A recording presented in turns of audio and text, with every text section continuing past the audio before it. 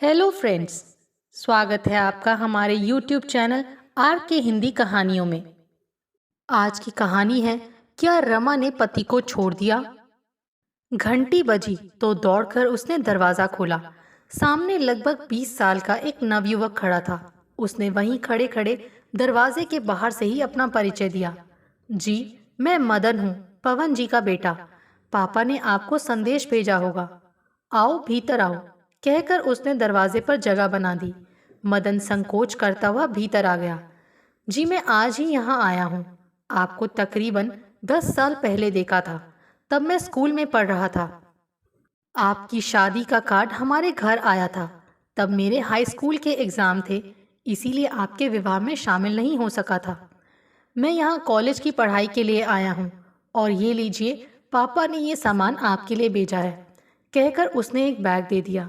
Bag में बगीचे के ताज़ा फल, सब्जियाँ, अचार वगैरह थे। उसने खूब खुशी से आभार जताकर बैग ले लिया और उसको चाय नाश्ता वगैरह सर्व किया।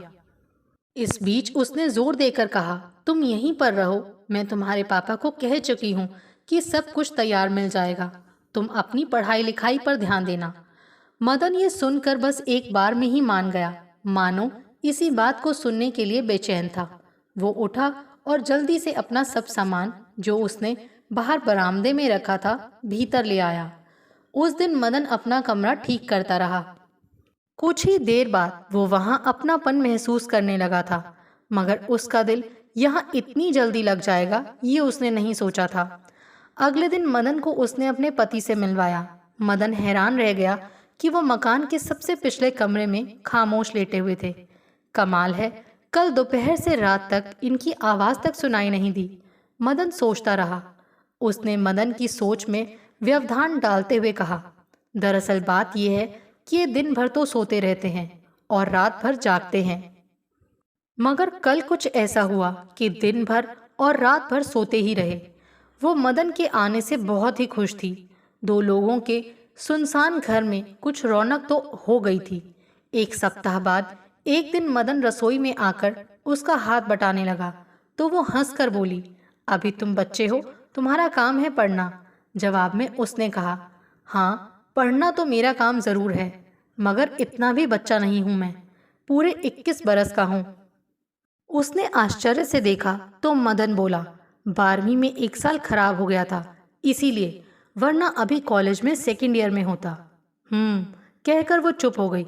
एक दिन बातों बातों में मदन ने उससे पूछा, आपके पति को क्या हुआ है?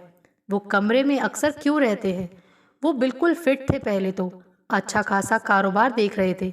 हमारा सेब और चेरी का बगीचा था, उससे बहुत अच्छी आमदनी होती है। हुआ ये कि ये पिछले साल ही पेड़ से गिर पड़े, सब इलाज करा लिया है, कप कपा कर चल पाते हैं। फिलहाल तो 10 कदम चलने में भी पूरे 10 मिनट लगते हैं, इसीलिए अपने कमरे में ही चहलकदमी करते हैं। सप्ताह में 2 दिन फिजियोथेरेपी कराने वाला आता है, बाकी फिल्में देखते हैं, उपन्यास पढ़ते हैं। धीरे धीरे ठीक हो जाएंगे। डॉक्टर ने कहा है कि समय लगेगा, पर फिर आराम से चलने लगेंगे। ओह! मदन ने ये सुनकर उनकी तरफ देखा। वो जानता था कि मुश्किल से 4-5 साल ही हुए होंगे इनके विवाह को। उसने अंदाजा लगाया और अपनी उंगली में गिनने लगा। वो फिर बोली, हाँ, 4 साल हो गए हैं इस अप्रैल में।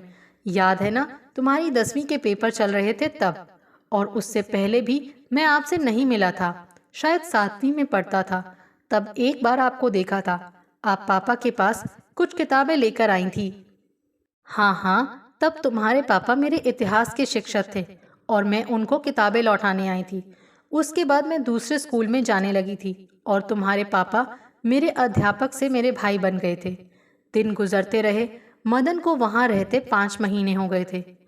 वो यूं तो लड़कपन के ऊबड़ खाबड़ रास्ते पर ही चल रहा था, लेकिन ये साफ समझ गया था कि इन दोनों की खामोश जिंदगी में फिजियोथेरेपिस्ट के अलावा वही है जो थोड़ा बहुत संगीत की सुर, लय, ताल पैदा कर रहा था।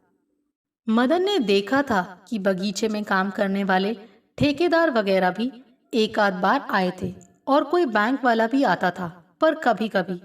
मदन आज बिल्कुल ही फुर्सत में था, इसीलिए वो गुनगुनाता हुआ रसोई में गया और चट से उसकी दोनों आंखें बंद करके उसके कानों में मुंह लगाकर बोला, रमा, आज मैं कर दूंगा सारा काम, तुम इधर आओ, यहाँ बैठो इस जगह। और वो हौले हौले रमा के मुलायम, अभी अभी धुले गीले और खुशबूदार बालों को लगभग सूंघता हुआ उसको एक कुर्सी पर बैठाने लगा। लेकिन रमा उसको वहां बैठाकर खुद उसकी गोद में आसीन हो गई। दोनों कुछ पल ऐसे ही रहे, ना हिले डुले ना कुछ बोले, बस चुपचाप एक दूसरे को महसूस करते रहे।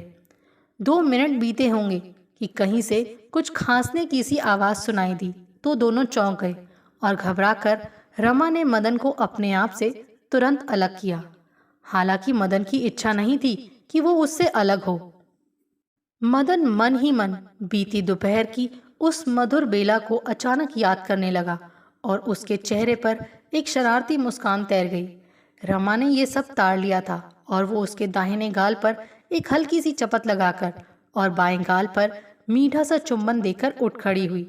उसी पल मदन भी ये फुसफुसाता हुआ कि दूसरे गाल से इतनी नाइंसाफी क्यों, अपनी जगह से खड़ा हो गया और उसके बगल में आकर काम करने लगा। रमा के बदन में जैसे बिजली कौंध रही थी। वो कितनी प्रफुल्लित थी ये उसका प्यासा मन जानता था। वो तो ऐसे अद्भुत अनुभव को तरस ही गई थी, मगर मदन ने उसका अधूरापन दूर कर दिया था। तपते रेगिस्तान में इतनी बरसात होगी और इतनी शानदार, वो खुद बीता हुआ कल याद करके पुलक सी उठी थी। खांसने की आवाज दोबारा आने लगी। वो 2 कप चाय लेकर मदन को प्यार से देखती हुई वहां से निकली और पति के कमरे तक पहुंच गई।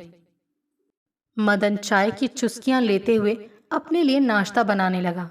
उसने जानबूझकर 2 बार एक कटोरी फर्श पर गिराई, मगर रमा उसके इस इशारे को सुनकर भी उसके पास नहीं गई। पति की दोनों हथेलियों को सहलाती हुई रमा उनमें मदन की देह को महसूस करती रही और अपने आप से बोलती रही, प्यार हमारे जीवन में बिल्कुल इसी तरह आना चाहिए, किसी उन्मुक्त झरने की तरह। उसके भीतर गुदगुदाहट सी मदहोशी छा रही थी। लेकिन रमा इस बात से बिल्कुल ही बेखबर थी कि पति को उसका अनजाना सा स्पर्श उद्वेलित कर रहा था। वो कल से एक नई रमा को देखकर हैरान थे। इस पूरे हफ्ते रमा ने और भी कुछ नया नया सा रूप दिखाया था। वो उनकी तरफ पीठ करके लेटती थी, मगर अब तो वो दोनों बिल्कुल आमने सामने होते थे। ये वही रमा है, वो हैरान रह गए थे।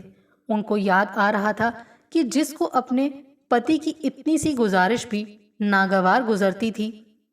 जब वो कहते थे कि रमा मेरी दोनों हथेलियां थाम लो ना, रमा वो कुछ सेकंड अनमने मन से उनको अपने हाथों में पकड़ लेती और फिर करवट लेकर गहरी नींद में खो जाती थी।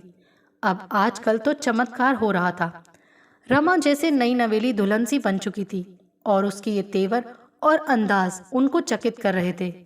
मदन भी, जो शुरू शुरू में उनसे कभी कभार ही 1 आध सेकंड को ही मिलता था, अब वो कंधे भी दबा रहा था, चाय भी पिला रहा था।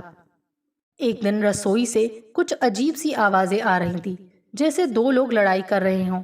लेकिन बगैर कुछ बोले वो पहले तो हैरान होकर कल्पना करते रहे, फिर छड़ी के सहारे हौले हौले वहां तक पहुंचे तो देखकर स्तब्ध ही रह गए। वहां तो 2 दीवाने एक दूसरे में खोए हुए थे, और इतना कि उन दोनों में से किसी एक को भी उनके होने की आहट तक नहीं थी।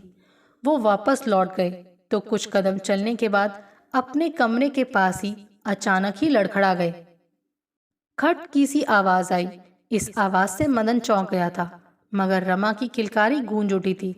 10 कदम में भी उनको पूरे 10 मिनट लगते हैं। और फिर 2 अलग अलग आवाजों की खिलखिलाहट कोई दैत्य बनकर रसोई से दौड़कर आई और अपना रूप बदल दिया। अब वो छिछोरी हंसी उनके कानों में गरम तेल बनकर दिल तक उतरती चली गई।